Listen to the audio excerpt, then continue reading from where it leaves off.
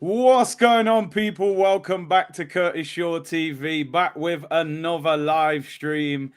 It's Tuesday. It's not just any Tuesday. The big man's in the building. Kevin Campbell is back. How are you, bruv?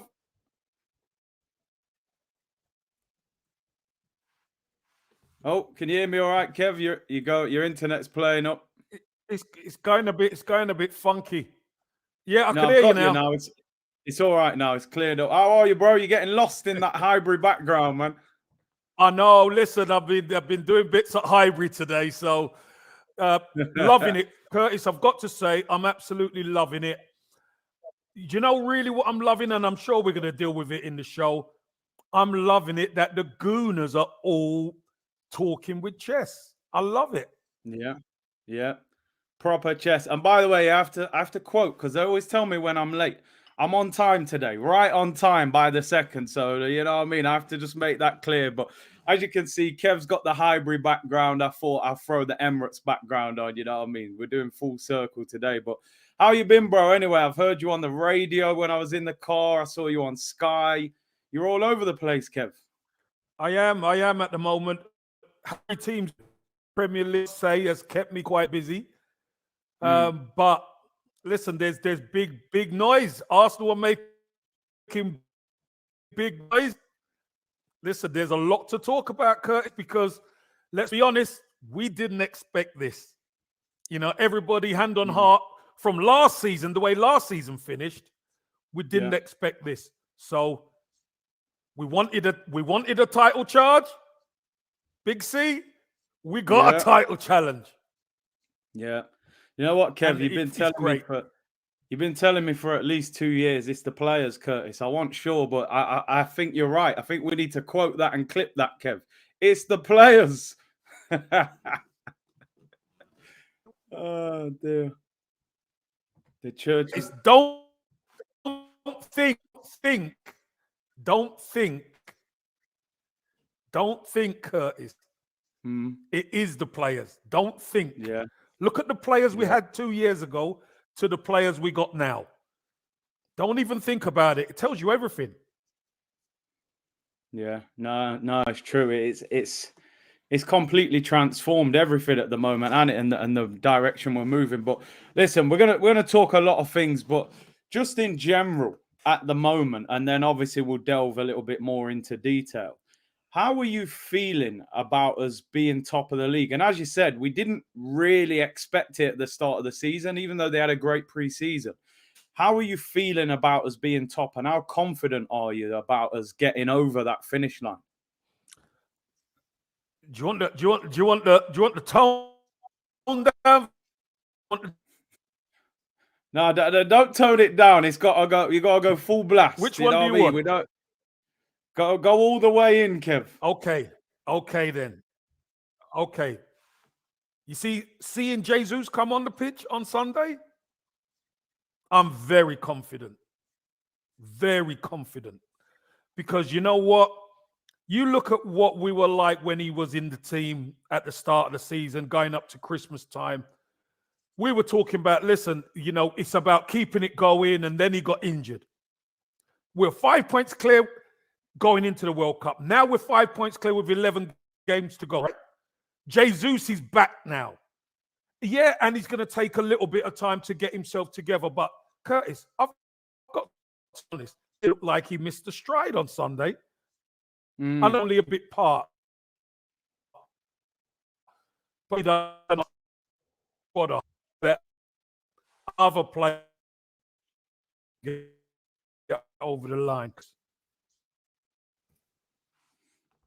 yeah, Kev. You might have to come back out and come back in. People saying the connection keeps I'm dropping gonna out. have to go out and come back in. Go out and Yeah, come back in, Kev. listen, these manx are trying to sabotage us, bro. So The Man City fans let are me come cutting your back in. wife. One sec. Go out and come back in, Kev. Go out and That you come back. know that. All right. All right, Kev.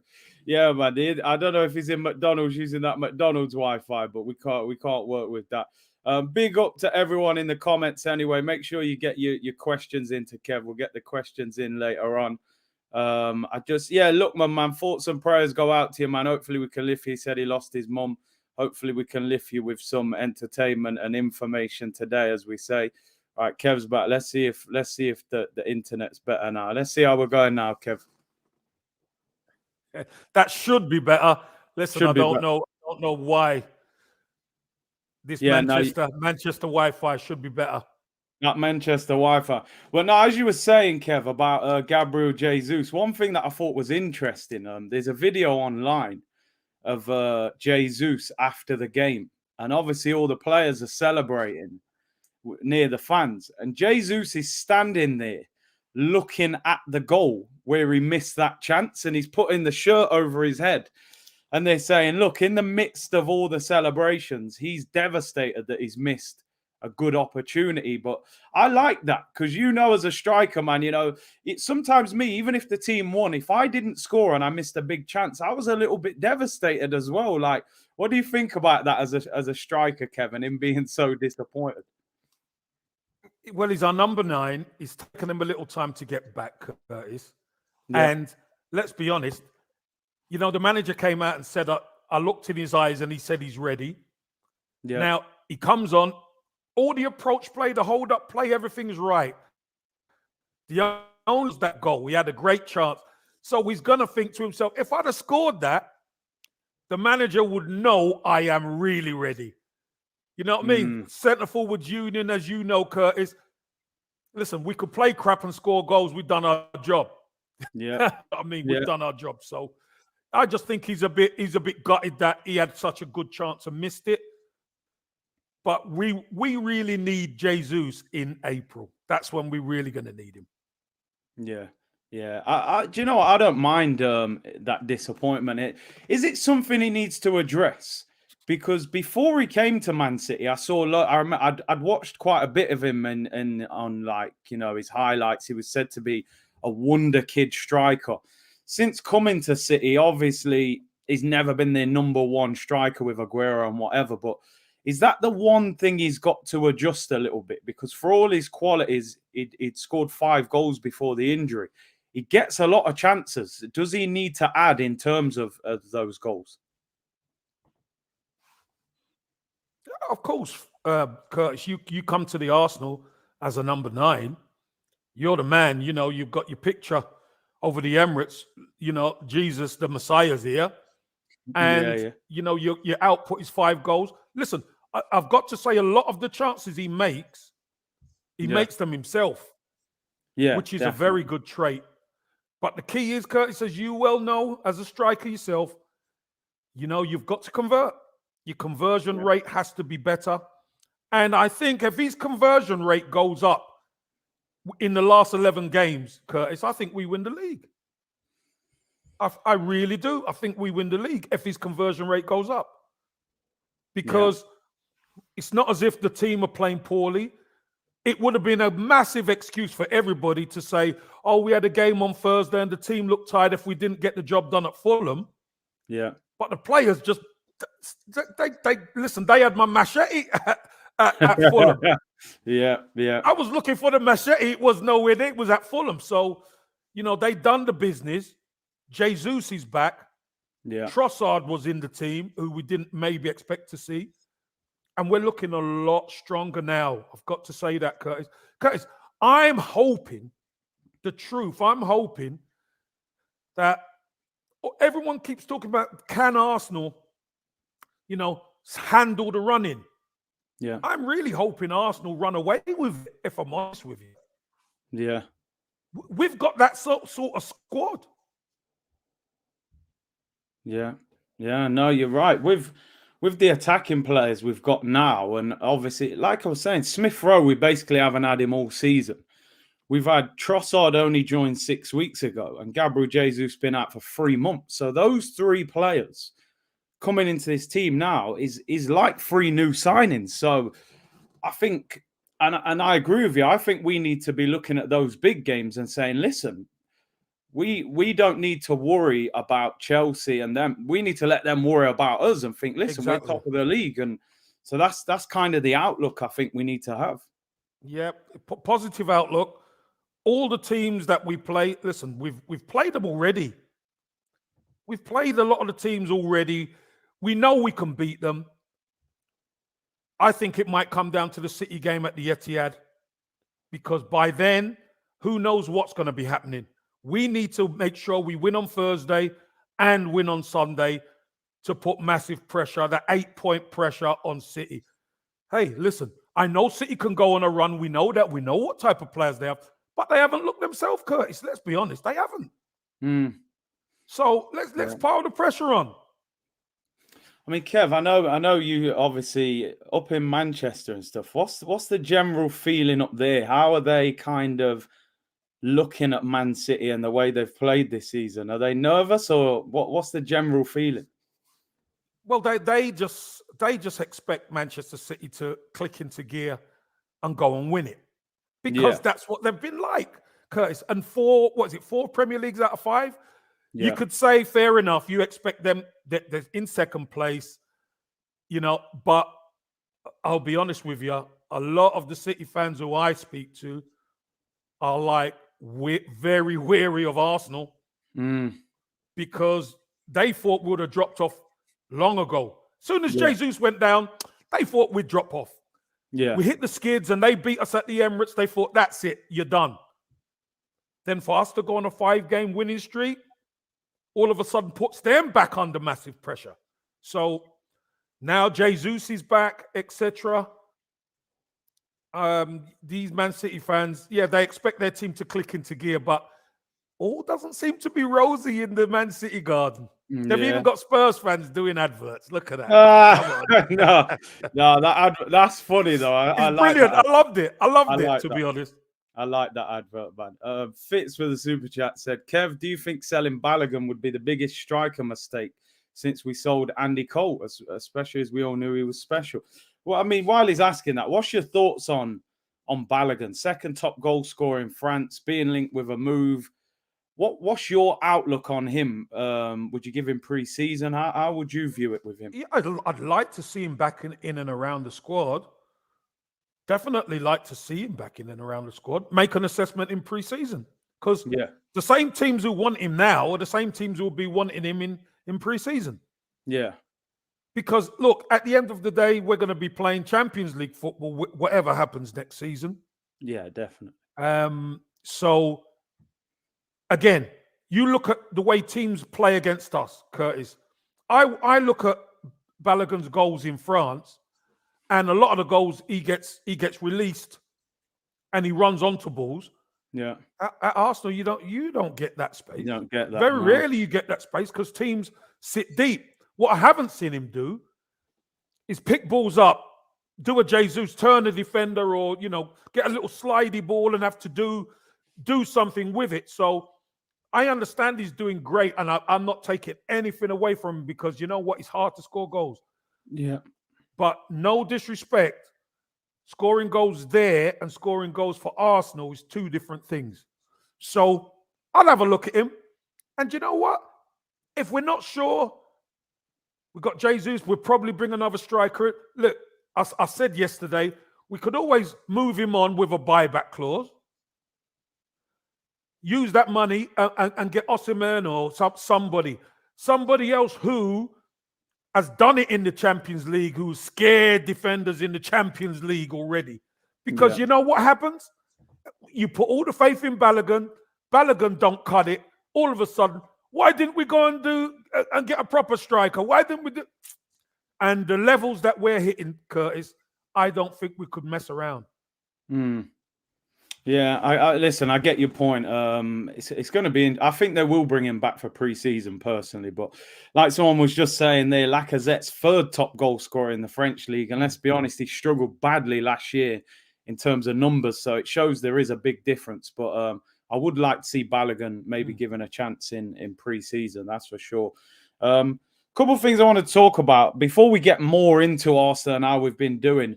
Some transfer stories doing the rounds today. One of them is Ousmane Dembele. I know you obviously did a lot of work in La Liga and stuff like that. Even though Xavi said that he's untransferable and he's one of his favourite players, apparently he's got this release clause that only counts for this summer, where you can sign him for £50 million. And Fabrizio's saying that Arsenal, one of the clubs looking at him, they want another winger. What's your thoughts? I mean, you're shaking your head. Is that a no from Arsenal's side or a no from his side? No, I think that's a no from Arsenal's side. Yeah. Good player, of course he is. Really quick, but I think I just don't see it, Curtis. I don't see it. Dembele. Listen, if Xavi, the manager, said he's untransferable, he's got a clause in his contract. That boy's on. I think he's on some serious wages as well at Barca. Yeah. So I just can't see it. No, I just don't see it, Curtis. No. Good player that he is, I don't see it. He's very injury prone, isn't he, as well? He's had a lot of injuries over there. Yeah, he struggled. He struggled for long periods. And really, it's just when Xavi came back where he started to get a little bit of love, because at one stage the fans were booing him out there. Yeah. So, yeah, he's had a tough time there. But again, 50 million or so, I don't think so. I think we got a good thing going. And the type of player Arsenal sign right now fits the dressing room. Yeah. You know, it fits the dressing room. And maybe not the biggest so-called names, but the ones who are coming in and getting the job done, Curtis. That's all we care about. Yeah. Yeah. No, I hear you on that one. Obviously, the other one was Declan Rice. We spoke about it the other week. Obviously, a player you rate highly. Yep. This guy, I was talking about this report yesterday, a West Ham journalist saying from what he's heard, you know, it's pretty much agreed between Rice and Arsenal. It's a case of, you know, obviously negotiating the transfer fee.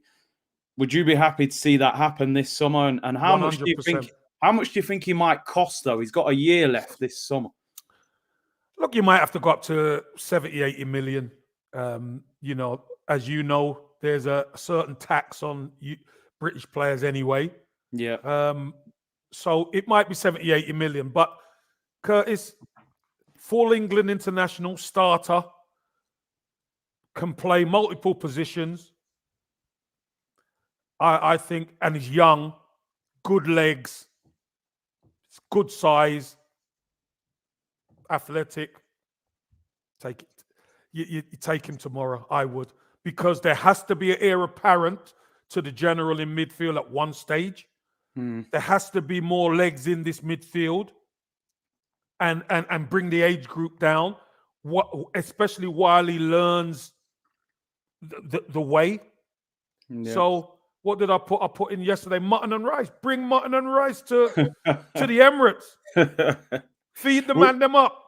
Would you go for him ahead of Caicedo? Because obviously we bid for him in January. I know he signed a new deal. He might be even more expensive, but well, that's why they've got him to sign the new deal. So any amount of money that they want, they can ask for it. Yeah. I think because of Declan Rice's contract situation, I think that's the easier one to do. Yeah, Curtis, if I'm honest with you. Look, there's Caicedo or McAllister. That McAllister looks quite good on that left-hand side of midfield, you know. Listen, either of the two, Caicedo's a good player. Don't get me wrong. I think Declan Rice for that holding midfield or box-to-box player that we need. I think he's going to be, if we get him, obviously, a fantastic addition to this Arsenal squad. If we could get McAllister or Caicedo as well, hey, we're having a good window because Curtis, the levels go up when we're in Champions League. Yeah, as you well know. You know, we don't want to be getting in there and then getting turfed over 10-2 by Bayern and all that sort of stuff. Yeah, them days have to be done. Yeah, they have to be finished. Last one I wanted to ask you about, Kieran Tierney to Newcastle. His agent talking, saying they'll see what happens in the summer, but he wants to play more football. You know, as I keep saying, you know, I would love to see him stay because you want two good players in every position, really. But also, you can understand Newcastle being attractive for him. It's closer to Scotland, a lot of money, should be in Europe.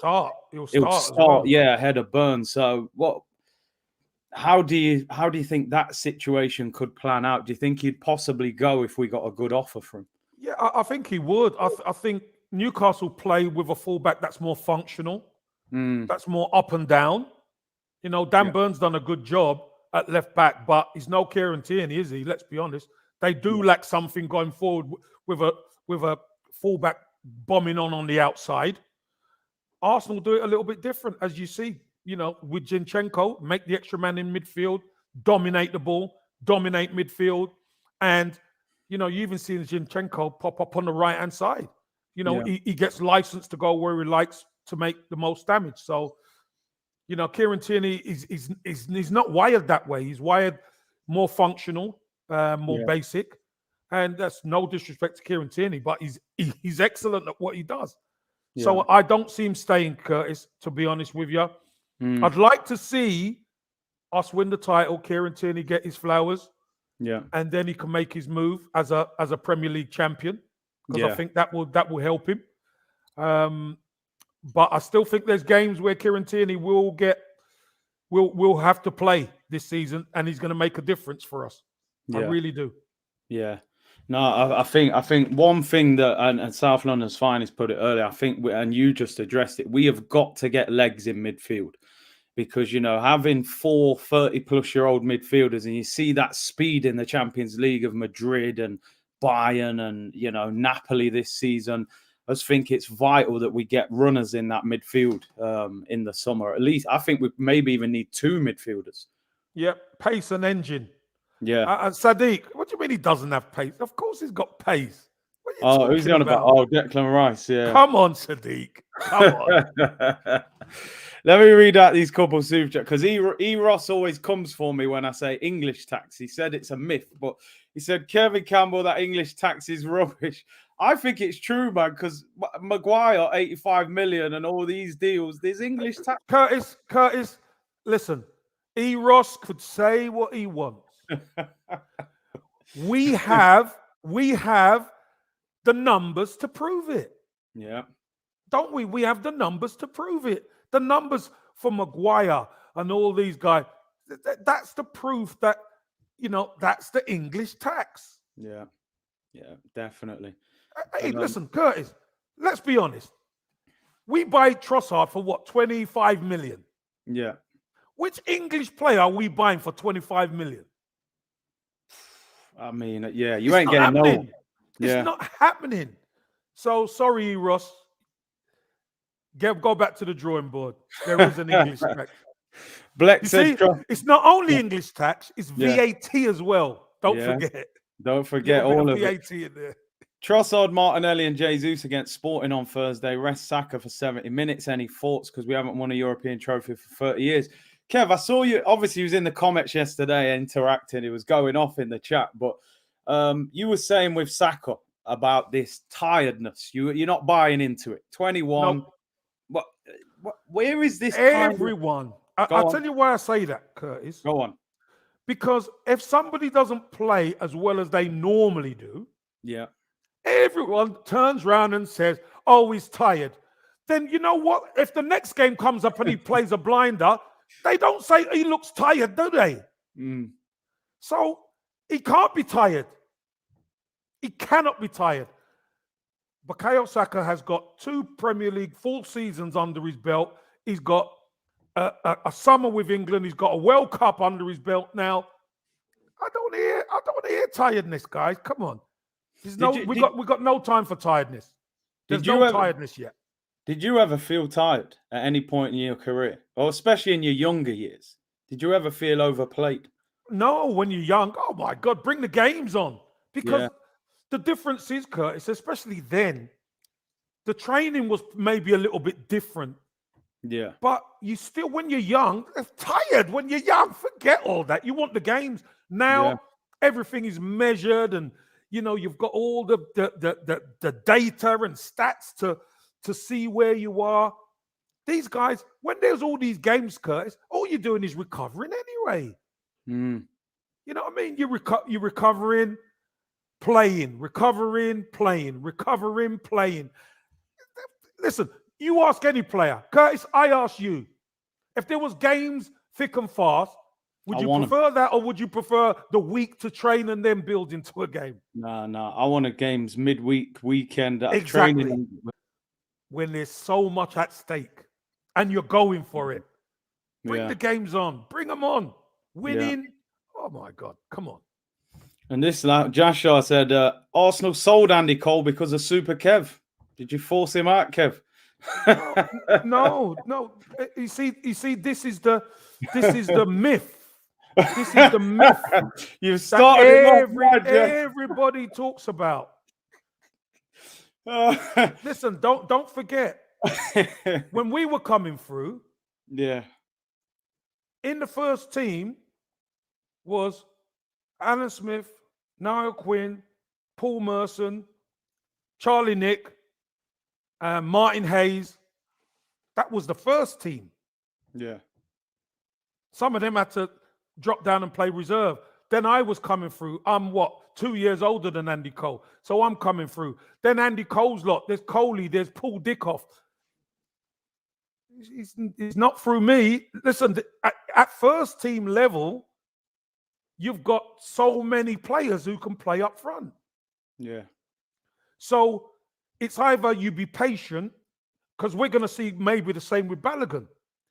Yeah. If Andy Cole's patient, then he has to bide his time to get a chance. He wanted to play, which is the right thing to do. So basically, Kat, I'm confirming it now, right? You don't have to say it. I'll say it for you. You're playing it down. Andy Cole left Arsenal because he was scared Kevin Campbell had his spot. No. We're confirming. No. Andy Cole left because he wanted to play league football. He wanted to play league football. That's the bottom line. He wanted to play, Curtis. Hey, because you got to remember, Curtis, I'm winning title at 21. Go on, tell him, Kev. Let him know. Do you know what I mean? I'm winning title, making a difference in the first team at 21 years old. Me, David Ilya, in that squad, getting our first title medals at 21. Tell him. I've been in and around the first team from 17 years old. Remember, Andy Cole was still at school when I was in and around the first team. So you got to remember, there's levels. So when he's doing his thing, don't forget when he's doing his thing, there's Kevin Campbell in the first team with Alan Smith, Paul Merson's there who can play up top as well. Da-di-da-di-da-di-da. So listen, it's all part of life.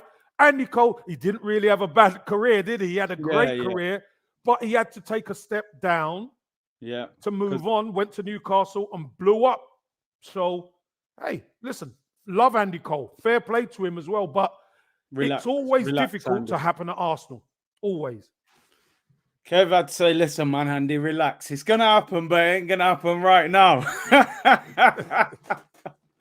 Hey, Kev, 21, you was winning titles. At 21, mate, I was in Iron Apple, I think, on holiday. So that's probably, you know what I mean? I was out there the summer. I was out there the summer, but obviously you got to win the title. And again, Curtis, being successful, being part of a successful side, the manager knows he can rely on you. Then you win FA Cup, League Cup. Then you win in Europe. Do you know what I mean? So it's all part of the group. Everybody. And by the way, let me just add somebody else into the mix who I'd forgotten, but I've got to mention him. Perry Groves. Because some of the times where I'm coming through, they bought Perry Groves, and Perry Groves, wherever you played him, he done a decent job. Curtis, can't knock Grovesy, man. You know what I mean? He done a job. He scored important goals. He played hard for Arsenal. So out of all of those players, it's hard for youngsters to come through. Paul Dickoff came through, got a Cup Winners' Cup medal, had to leave to get a career. Come on, man. Hard. It's hard. Hey, Kev, someone's saying in the comments here, did Andy Cole clean your boots? Can we confirm this? No. You didn't clean your boots? No. Okay. Yeah, but listen, man. Listen, it's the reality, innit? Sometimes you got to go somewhere else. There's a lot of traffic. You might have to go somewhere else and build your career elsewhere, man. But yeah, Kev been running with that machete from day one, man. He went rampant. I said, I ain't going nowhere. I said, I'm not going nowhere, bro. Oh, jeez. There's levels to this, Kev. With the grip, with the knuckle grip. The knuckle grip. The machete, man. with the knuckle grip from Brixton Market, boss. Trust me. Yo, And Andy Cole's from Nottingham, you know, so I He's a respect Nottingham lad. him. Yeah, he's a Nottingham lad. Yeah. He's a Nottingham lad. I've met him a few times, but listen, man, just relax. Go Bristol City and come the long way round. Kev was already there at 21. I love it, Kev. There's levels to this thing, though. You know, as a youngster as well, you know, trying to break for Arsenal, Curtis, people don't understand how hard it is, mate. How hard it is. So for the likes of Saka, Smith Rowe, and them boys to break through, you know, it's hard, mate. It's hard. So everybody can't break through. You see, now we've got bare talent coming through. Not everybody's gonna make it at Arsenal. We see players have to come into the first team squad and then they have to leave because to make it at Arsenal is hard. Again, the level of the club is huge. Sometimes you have to go down to come around, and that's what Coley done. He had an absolutely brilliant career. I love Coley, but it was always going to be tough for him at Arsenal. Yeah. Listen, man, tell him. This is why I bring you on, Kev. We need this insight and the stories and that, man. But the truth. Yeah, you need to hear the truth because, again, listen, Curtis, if I never blew up as much as I did in the youth team, I might not have been there. Of course, yeah. Do you know what I mean? So this is the level. And George Graham as well, the type of character he was, the squad that he built, you want to come into that, you better be able to perform. Yeah. Bit like Arteta now. Anybody he brings in, that's why I always say, Curtis, it's the players. Because the manager could set up a tactic, but once you're on that pitch, Curtis, you've got to work it out. Yeah. No, you're right. Well, yeah. It took me a couple of years to get my head around that, but yeah, I think you're right in the end, Kev. Anyway, let's get back to it anyway. Obviously, the Fulham game at the weekend was, I said to be honest, that first 45 minutes was some of the most enjoyable football I've probably watched in a long time at Arsenal, to be honest. It was like, because I'll be honest, we were going to Fulham. I was thinking, well, I didn't realize Willian was injured, but I'm thinking Willian, Mitrovic, Leno, they haven't played midweek. You know, it's got the makings of a difficult afternoon. I mean, we made that look like light work in the end, didn't we? But what did you think about that performance? Curtis, after Thursday, I thought this is going to be a really tough game. Really tough game. Yeah, we know they've got players missing. We've had players missing, you know, for a while as well. But going to the Cottage, I think it was always going to be a tough game. But Curtis, from minute one, the boys were on it. They were on it. Moving the ball quickly. Worked out Fulham's press. Yeah, that was the key. They worked out Fulham's press. And this is the thing. Why have we been so good away from home? Because the opposition can't sit back. They have to come for us. That's true. The moment you come for us, Curtis, we work you out and then we just go, The machete was just dealing with man. Yeah. And that's what we done. Had a goal disallowed and we think, hold on a minute, is the VAR could have done us here? Yeah. But I think you see Mikel Arteta do that. Keep going, boys. Keep going. You know, roll, keep rolling. Yeah. I mean, Curtis, let's be honest. 3-0 away from home. I had a little gripe on the Highbury squad. And so you put it in the comments as well, Kev, didn't you? I had a little gripe, Curtis, because 3-0 is a great result, and don't get me wrong, it was light work. Yeah. But we've got to be more ruthless. I agree. That game has to end minimum 5. You win that 5-0 away from home, because what does the league do? You know, at 3-0, the league goes, okay, Arsenal on it. When you win 5 away, people go, whoa. You put the doubt in opposition's mind. But we're gonna have to learn that. We're gonna have to learn that. Do you think part of that comes with having what I would call a gunman striker as well? because I feel like Haaland takes the match ball home if that's them.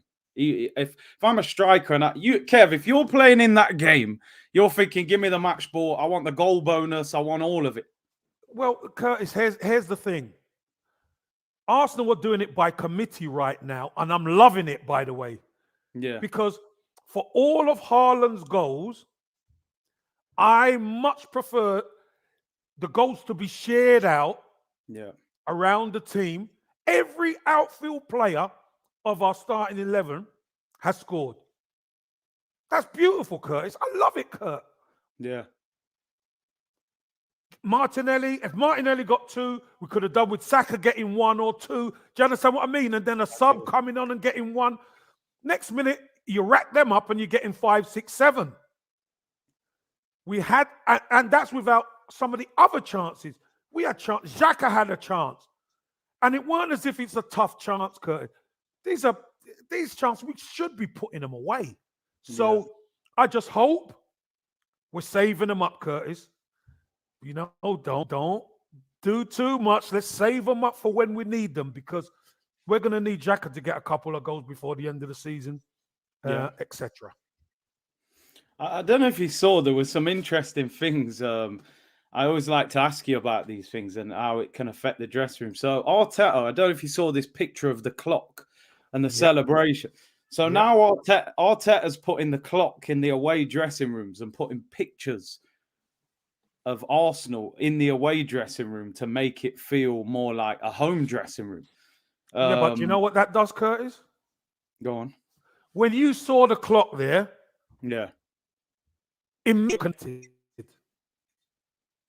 immediately you're connected to that group of players. Immediately. Why? Because that's a symbol of us. That's a symbol of Highbury. That's a symbol of the Emirates. And we're taking our home ground into your ground. And we're taking over. Yeah. You know what I mean? When we come to your place, you best sit down. Because we're coming in to take over. And they're just walking in and keeping their shoes on and everything, going in the fridge. Exactly. Not even, people are kicking their shoes off at the door. You got white carpet, man, scuffing up your carpet, everything. Don't matter. We're taking over. Taking everything. And another London derby away from home with a clean sheet. Yeah. It's amazing what they're doing. The little things, nuances that they're doing to keep us as fans connected as well, Curtis. Curtis, I like it. I think it's important. Yeah.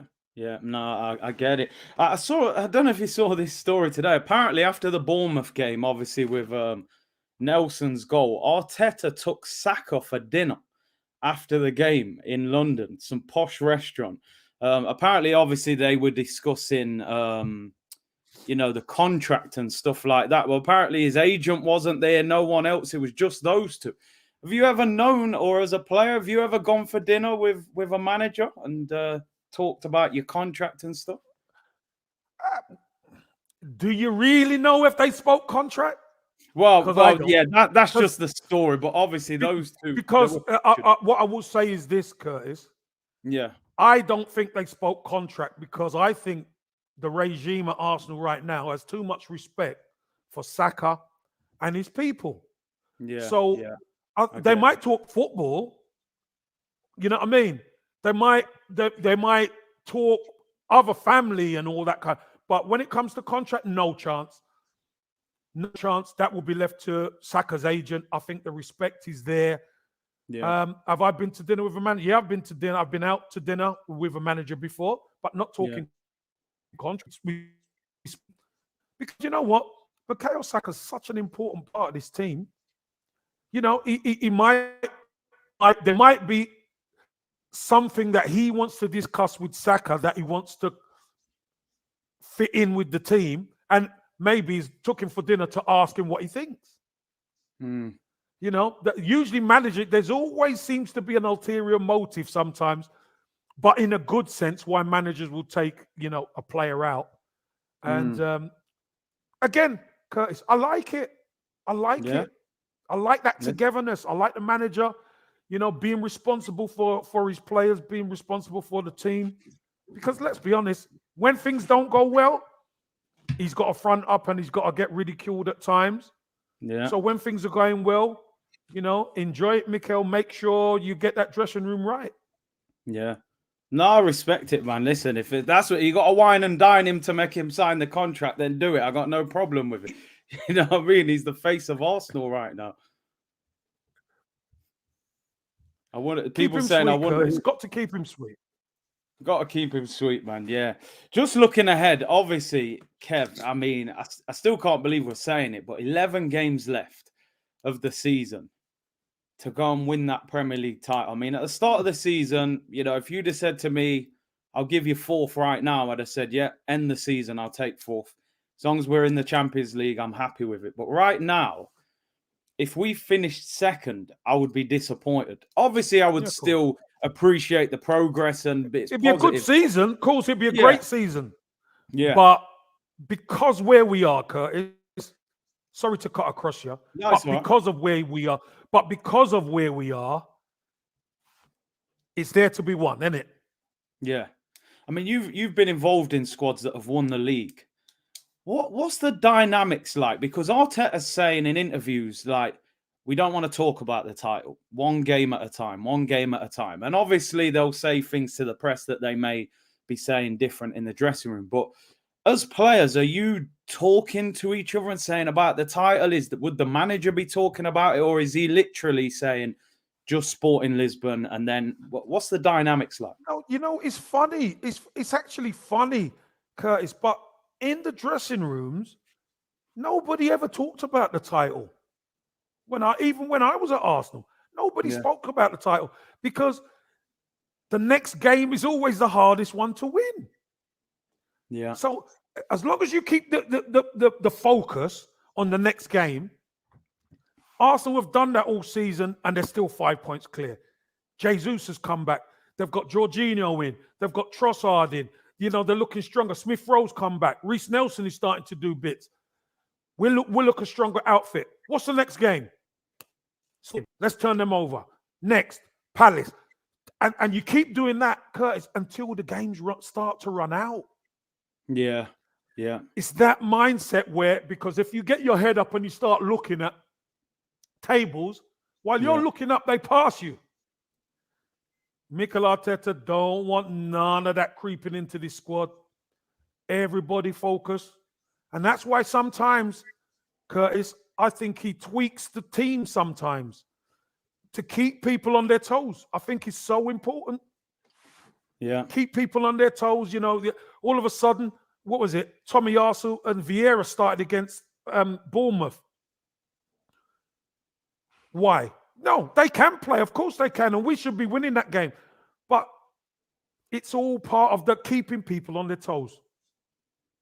Yeah, no, I get you. And like you said, you want those games to just run out, don't you? So, City kind of run out of time to catch us. Yeah. Just to add a little spanner in the works, you look at the April fixtures, obviously, Man City away, Liverpool away, two of the grounds. I think they said there are two worst away records in the Premier League at the moment. How do you think we approach them games? Because I suppose City need to beat us in their mind. That's the game they can close the gap. The games are spread out. So do you think we can kind of go on? I'll let you go. What Liverpool are going to turn up? Liverpool play Manchester City at the Etihad, I think, as well, don't they? After the international break. After the international break, and then we play them, I think, or whatever it is. Yeah. In April. Yeah. Those two fixtures are going to determine a lot as well. Yeah. Because can City drop points against Liverpool at the Etihad? Of course they can. Liverpool, listen, Liverpool have got a lot to play for. Liverpool are trying to get in the Champions League spot. Yeah. Listen, it has to come at some stage. We've got to turn Liverpool over at Anfield. We've got the best defensive record in the league. We love teams who come and attack us. And I don't think we've had a full quota of players at Anfield for a long time. And to turn them over there, I think we're going to need it. Yeah. So going into that game, or I don't want to look too further ahead, but as you mentioned them, I think that's the start of our April, where you say we're going to know after that game. Yeah, Eros, we're going to have to punch them in them. We're going to have to. I think we're going to have to beat them. I know we've got leeway with points, Curtis, but I don't want to any mathematics. Yeah. You I just want to go pull and win away the league. from I them. want Arsenal to go and win the league. Yeah, go and win the league. We've been the best team. We've been the most consistent team. Go and prove it. Go and win. Yeah. No, I agree with you. And the football we've been playing as well. Like, I just feel like now, with that spine of the team, that we can actually go and beat Man City. You look at that Man City at home as well. That game's so different if Eddie scores those chances. And I think we can beat City. Strikers, you miss big chances in big games. He'll come back and haunt you. That's with the Jesus difference. back. Yeah. That's the difference. And Eros, you're right. We have to punch them up in the mouth. Of course we do. Yeah. And but we have to do that to every team now, because the prize at the end of it is going to be epic if we get there. We get across the line this season, Curtis. Listen, Gooners all over the planet are gone crazy. We need that. We deserve that. I think we need it, and we deserve it. If we win the league, is it up there as one of our greatest ever titles? Because I saw Jamie Redknapp saying outside of Leicester, I think he said Leicester and maybe Blackburn. He said this would be the biggest Premier League victory ever. Yeah, because it's more unfancied, isn't it? When Blackburn won it and when Leicester won it, you're kind of unfancied. They're not fashionable teams. Yeah. But they done great. Arsenal, obviously, I've got the history there. But this team, there's nothing to say that this team we're going to be challenging. That's why it will be such a big thing, a massive surprise. If these, listen, it immortalizes some of these players. Yeah. Immortalizes the manager will be the youngest manager ever to win the Premier League. And then, Curtis, you know what that does? If we win it, all of a sudden, players want to come. Players will not. Champions, I want to go to the champions. Man City have had that for years. We need some of that. We need people. Listen, when everybody else is in for them, no, I want to go Arsenal. And that's the difference maker. Do you know what, Kev? And I know it's obvious to say this, but we need to win it now, don't we? I feel like we've got to win it now. It's not enough to finish second and go, we're still building next year. No, we need to win the title this year. Yeah, we do, Curtis. We do. 11 games to go. Winnable games coming up. Curtis, listen. Strike while the iron's hot. Don't mess around. We've got the right manager. We've got the right players in. We got our main man back, Jesus. It's all there for us, Curtis. It's all there for us to go and win it. Are there going to be bumps in the road? We hope not, but as runnings go, yeah, we know there's going to be some bumps in the road, but it ain't only going to be bumps in the road for us. Yeah. So again, we've got to leverage our position. We've got to, win on Thursday, and we've got to win on Sunday and put the ball back into Manchester City's court, and let's see how they go. Because, what is it? Their next game, Liverpool? League game is Liverpool, League isn't it? game, Liverpool at home. It's after so that's what we want, Curtis. We want them. We want all the pressure to be on them. Yeah. I'm telling you, if we win the league, honestly, the celebrations, I mean, I'll pack the suitcase, the passport, and the wallet, and I'll be back when I'm back. It's one of them, Kev. It's one of them. What do you make of the because obviously again you was involved when Arsenal won a European trophy. We haven't won one for a long time. How do you view this Europa League? Because speak about with the community. Some people saying no, go full strength, try and win both. Some people saying no, I don't mind if we let it go, or some people saying make a few changes. What's your viewpoint on this Europa League and how we should approach it? Curtis, we got to go strong everywhere now because it's the winning mentality, business end of the season. This is what matters now. Whoever you pick, whoever you kind of tweak the team, we've got enough players to do that now. There should be no drop-off in quality. Right? With some of them players who we've got on the bench, if they come into the team, there should be no drop-off. We have to go for it. Because, people who say, oh, I'm not too interested in that. The moment you start bringing that losing mentality in, you fall over. We want winners. We want winners, and we've got to win. We've got to win. And that's the way the players have to be. We've got to win. Not can we win? We've got to win. And that's the way us fans should be. We've got to win. Every game now, we want to win to the end of the season. Every game. I mean, the crazy thing is, I was looking the Europa League finals after the Premier League finishes. So can you imagine winning the Premier League and then after all the madness, a Europa League final against, I don't know, Man United or Juventus or something? It'd just be crazy, wouldn't it? I think it will be fitting if we can get there.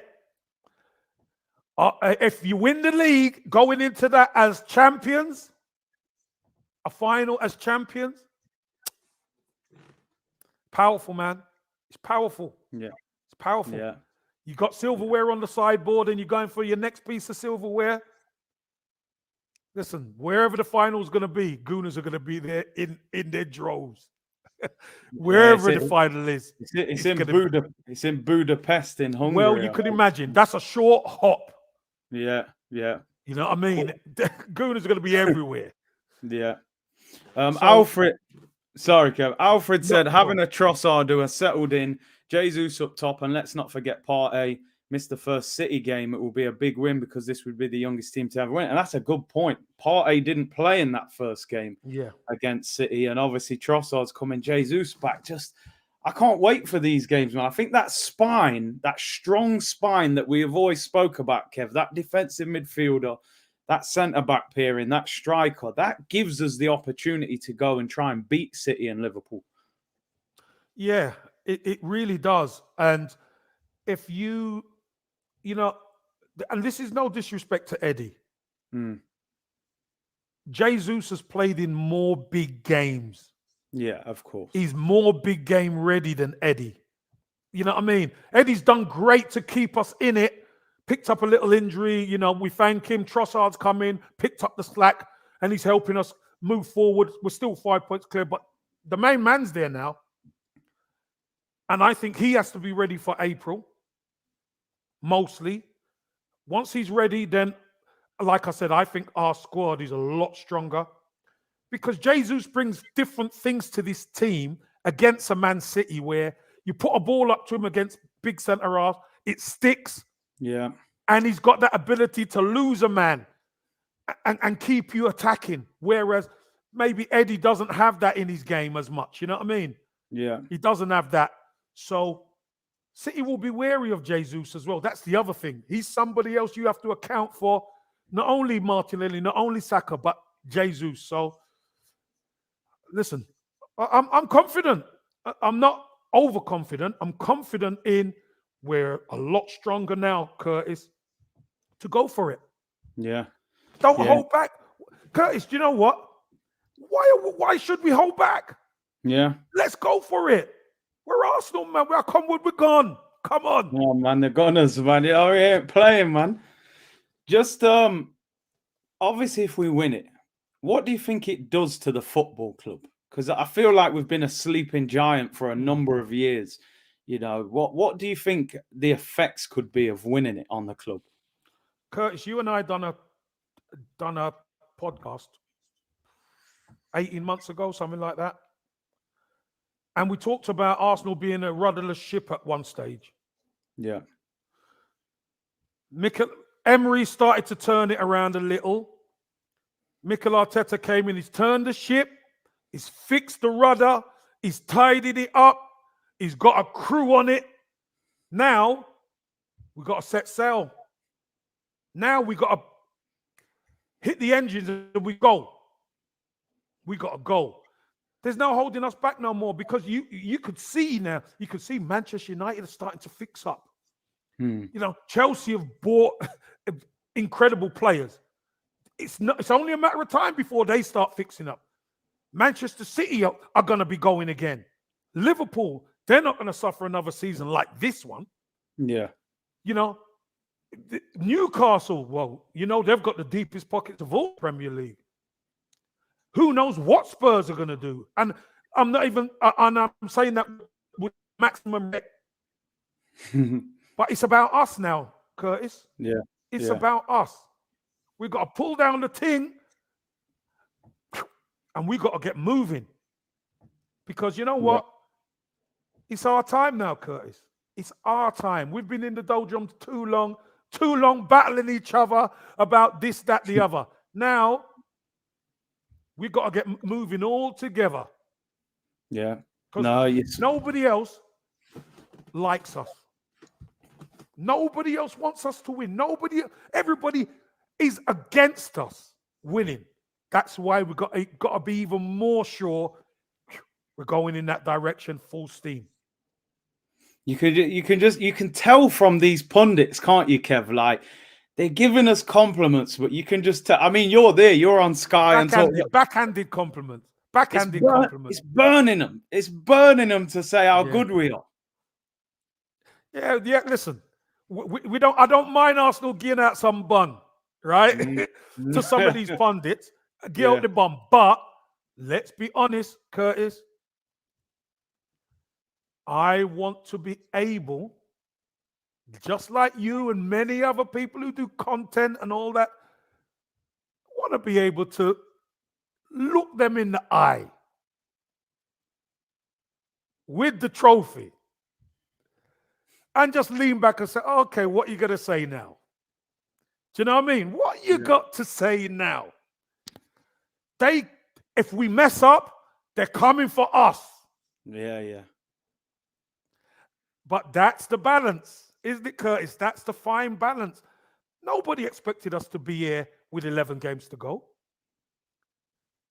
We're still going to be. The key is 6 points, 5 points, or is it a gargantuan 8 points? We need it to be 8 points. Puts massive pressure. They're under pressure then. You watch what happens with some of these pundits. If we go 8 points clear, all of a sudden, 10 games to go. Oh, they're going to mess up with a few games. They're looking at April to say Arsenal are going to mess up in April. Who knows, Curtis? Who knows? Nobody knows what's going to happen.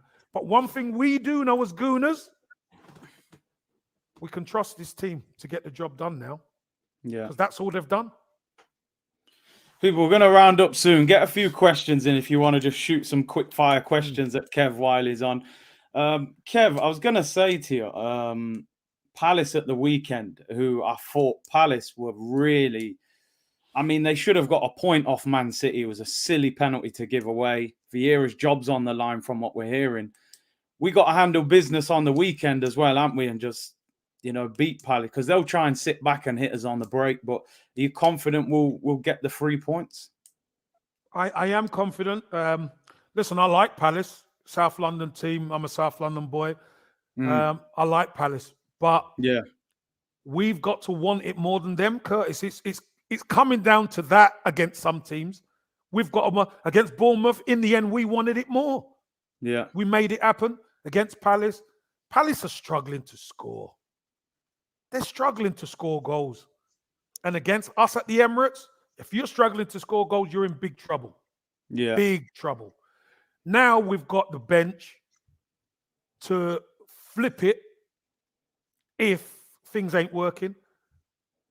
I would love a comprehensive win. Yeah. Sorry, Patrick, but needs must, Get your work done after Sunday, you know what I mean? Get your work done after, because I still think Palace will stay up. Yeah, I But do. but we've got to win that game. It's at home, London, another London derby. Yeah. We've got to win, Curtis. We've got to want it more than them, and get Thursday out the way, tidy the man them up, and send them out there, and but deal with them. Simple. Deal with them quick. Let me give you a couple questions from the community, Kev, before we round up. N. Gibbs said, "What's your favourite moment of the season so far?" I've got to say it. Listen, there's been a lot of great moments for me, anyway. But Reece Nelson's goal, mate, I've got to say, wow. I know Jorginho against Villa and it coming off Martinez was a good moment, but I just think because it was 2-2 and the way the game had gone, all those they were giving us nothing. Yeah. I think if one of the defenders had caught the ball, they would have said no. No penalty. Yeah. And then Reece Nelson to come up with that bullet on his left foot. On his lefty, mate. But yeah, you know what? It's not just the goal, Curtis. It's the feeling that it gave us. It was unbelievable. Yeah. I think that's my favourite moment. There's no doubt. I haven't felt a moment like that as an Arsenal fan for years, if I'm being honest. It was unbelievable. Charisma said, Kev, what's your front three? Your starting front three against Palace? I don't know right now because of the game on Thursday. Yeah. But if you push me, I would go Saka, Trossard, Martinelli. Yeah. Do you think it's... I know it's a bit... Do you think we've got to make Jesus run through a couple of brick walls before he gets back into this team? Because that front three are playing well. Yeah, I think we've got to up Jesus' minutes. Yeah. From the bench. Get into international break. Organize one or two of them behind closed doors games, Curtis. With the youngsters, maybe that he can play. Yeah. Get a couple of 90 minutes in him. Yeah. Then he's good to go in April. Yeah. No, I agree with that. What did Blex say? Blex put a super chat. He put, who would you start via the Sporting game? I mean, we won't do the whole 11, but how strong would you go against Sporting? Would you play the likes of Turner and people like that, or would you go? No, I'd go as strong as we can. Yeah. I'd go as strong as we can. We need to get through that one. Because remember, there's a break coming up, Curtis. We don't need to dust people off anymore. We got to get this game won, get Palace won. Then the boys on international duty can go, and the ones who are there can have a rest. Yeah. Probably come at the wrong time, international duty for us, hasn't it? But I suppose we use it as an opportunity to get Jesus and Smith Rowe some minutes. Curtis, can I just say this to you? Go on. Last season, it worked out really bad for us. This season, it's working for us. Because Manchester City, all of their players go. Yeah, you're right, yeah. And then when they come back, they got Liverpool. So it might be a blessing for us in disguise. That's a good point, I didn't even think of that. And none of our Brazilian players have been called up as well. That's right. Which is probably good. Gabriel, Martinelli, and Jesus. So, South London's fine said, if Odegaard lifts the title, will he have a bigger legacy than Ozil and Cesc? I think there's no doubt about that. Well, no doubt. If you win the title, none of them won the title. Yeah. Cesc won a title with obviously Vieira and them boys. Yeah. But he wasn't captain. No. Odegaard. Remember, Odegaard's captaincy got questioned at the start of the season. Yeah, Curtis. Even by me, I'll be honest. Yeah, and you know what? Listen, we all have an opinion, but isn't it nice to be proven wrong? Odegaard's on double figures in goals as well. Yeah. Again, sharing the goals out is so important to us, Curtis. And if he lifts it, what a fantastic achievement. Yeah. Right, I'm going to finish off. I got these quick fire questions I'm going to ask you myself now. They're just quick, short answers, but it's a bit of a controversy. So it's like comparing two players. So everyone get involved in the comments as well. The question I probably get asked more than any other is Henry or Bergkamp. For me, it's Henry because of goal scorer. But it just depends what you favour. I mean, Bergkamp's ability was ridiculous. But Henry, the way he done it, he made it look effortless. But again, it doesn't matter who you choose. It's like Saliba or Gabriel. Yeah. You know, Saliba makes things look easy. Gabriel's the warrior, the toughie, the aggressive one. Just depends which one you want. But I was a big fan of Henry. Huge fan of Bergkamp. But Henry, for me, killer. What was he like to play against? Like, was he just... Well, you know what? I didn't play against him. But you know what? I'm on the same pitch. I'm on the same pitch, Curtis, and I'm watching. And I remember looking to Sol Campbell. Sol Campbell just looked at me and shook his head because the man's picking the ball up and doing his madness. He's ridiculous, mate. He was ridiculous. I saw an interview with Michael Owen, and Michael Owen was saying he felt like he was, at the time, he said he felt like he was one of the world's best. And he said the first time he saw Henry, he said he went back to training and said, "Nah, there's another level that I haven't even seen. There's levels to this. There's a level I haven't even seen yet." There's levels, and don't forget, you know, Curtis, when he came to the club, he was raw. Yeah, he was a winger who had potential, but I didn't see that player. I tell you, so. Fair play to Bergkamp and all the people in stuff, Pat Rice and all that, for cleaning him up and shaping him up, bruv. He became a killer. He was a killer. Let me go through the last one. Arguably our greatest player. I would say he is. Left wing then, Pires or Alexis Sanchez?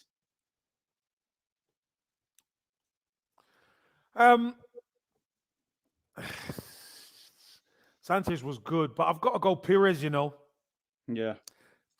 Again, that invincible team. Pires came up with bits and goals, and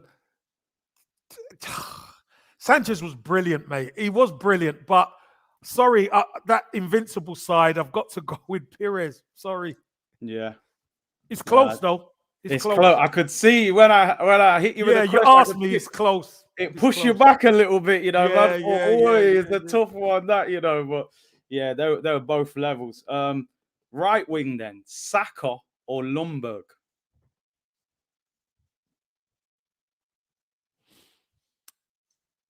Well, at the moment, I've got to say Ljungberg because he's done it. He's got the titles and all that. But Saka, win the title this season, all of a sudden you're building your legacy. The foundation's in. Yeah. And maybe ask me in a few years' time. Yeah. Curtis, you know what I mean? Yeah. Where Saka would be. But let's be honest, Saka's a really good player, great talent. But Ljungberg, you know, he's done it, mate. He's made a difference in the big games. He's done it. So fair play. It's hard to say, innit, because Saka's young. But like you said, if he wins that title and he's been the main man, then yes, it elevates him. So two more quick. Fabregas or Mesut Ozil? Fabregas. I'm glad you answered that so quick, you know, because for me, like I'm a massive Fabregas fan. Yeah, Fabregas. He was carrying the team for years, mate. Carrying the club for years. Fabregas was. Yeah. Nice, sweet and short on that one. No messing around, Fab. No messing. Final one then. It's a bit of a hard one for you to answer, but George Graham or Arsene Wenger? Listen, I'm gonna go Arsene Wenger. Oh wow. Right? But there's a caveat in there. Go on. Arsene Wenger inherited George Graham's defensive structure. Yeah. If he never inherited that defensive structure, Look what happened when Arsene Wenger didn't have a defensive structure with the Was a players mess. in position. Arsenal couldn't get the job done in the league. They could finish top 4 maybe, but you couldn't get over the line. So I'd Yeah. say Arsene Wenger solely for the fact he went invincible, which George missed out by 1 game. One game, yeah. I mean, it's a great. I said Arsene Wenger pretty quick, but I always make sure there's a caveat there, because where Arsenal were before George Graham came and where Arsenal were when George Graham left, the team was kind of declining a little bit because it was the end of George Graham's era. Yeah. Bruce Rioch picked it up, couldn't take it anywhere. But Wenger then tidied the man them up and moved it forward again. So that's why I say Arsene Wenger. But the caveat is George Graham built the foundation, and on a good foundation, strong foundation, you can build an invincible team. And that's what he done. Everybody came in, they learned the defensive structure. Bam. Yeah. The rest is I think you're spot on. The reason, obviously, I was surprised you said Wenger, because you played for Graham, but I understand your point. Graham kind of built the structure, and then Wenger, put it on top and finished it off. So, yeah, man. But listen, Kev, been great having you on the show as always, bro, and nice to be able to just, discuss being on the top of the league and all smiles, and you know what I mean. So great. No arms out. No arms out. No problem. Bro, a year and a half ago, I used to come off our streams hot and sweaty, bro. I was like, no, man, no. Yeah, hot and bothered. But now it's Curtis, all good. Curtis, I want to say to all the people in the chat, people who are going to be watching this, Gooners, this is our time. It's our time. We've had our time in the doldrums. We needed a team. We needed players who we could be proud of, who were going to cross the white line and go out there and do the business. We needed a manager who could be tough enough to withstand the barrage and still get his point across and get the team going. Needed a backroom staff who could support him and get the team all focused. Now we've got everything going in the right direction. Let's go full steam ahead for the last 11 games, guys. Let's go full steam ahead in the Europa. Let's try and do the double. Let's try and do it. Because you know what? The only thing stopping us is us. Because we can win out. If we really put our mind to it, we can win out. We've had our blip. Let's go for it. Yeah. Spot on, Kev. Hopefully we're lifting trophies at the end of the season. After the international break, I have to get you on again when we've had a few more games and, probably a couple of times before the end of the season. It's going to get nervy, I'm sure. So, yeah, man, big up for coming on as always, Kev. Curtis, and for the person who put Kev's using McDonald's Wi-Fi, behave yourself. That's why, you know what? I love it in the chat because the chat is hot, bruv. I love it. Yeah. The chat, they don't mess around. Yeah, man. Love that. At ease to you and the C Unit crew. God bless, man. Big up, Kev. See you soon, everyone. I'll be back on